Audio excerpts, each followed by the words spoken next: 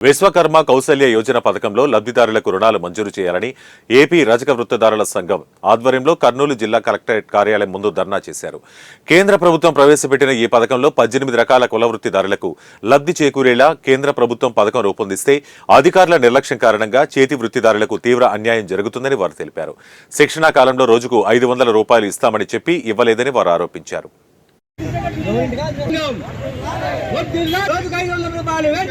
విశ్వకర్మ కౌశల్య యోజన పథకం 2023లో కేంద్ర ప్రభుత్వం ప్రవేశపెట్టినటువంటి పథకం. అయితే గత ఎన్నికల సందర్భంగా ఆ పథకం ఆగిపోవడం జరిగింది.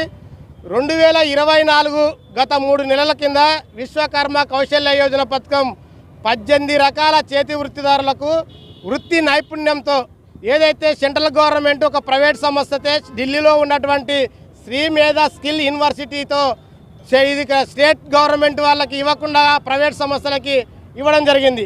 ప్రైవేట్ వాళ్ళు కర్నూలు నగరంలో 6 సెంటర్లో రజక వృత్తిదారులకు ట్రైనింగ్ ఇవ్వడం జరిగింది. అయితే విశ్వకర్మ కౌశల్య యోజన పథకం ద్వారా ట్రైనింగ్ పొందినటువంటి సందర్భంగా మీకు రోజువారీ కూలీ 500 రూపాయలు వేతనం ఇస్తామని చెప్పింది.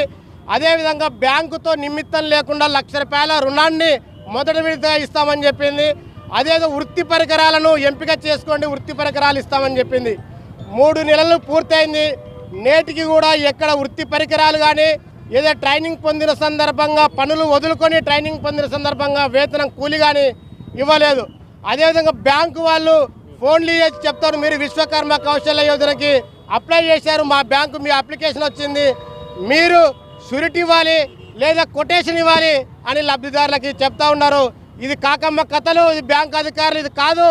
ఎందుకంటే ఈరోజు రజక వృత్తిదాడు వృత్తి మీద ఆధారపడి జీవించేటువంటి వాడు ₹1,00,000 రుణానికి మీకు షూరిటీ ఏ బ్యాంకు ఉద్యోగి కూడా గవర్నమెంట్ ఎంప్లాయీ వాళ్ళకి ఇవ్వడు.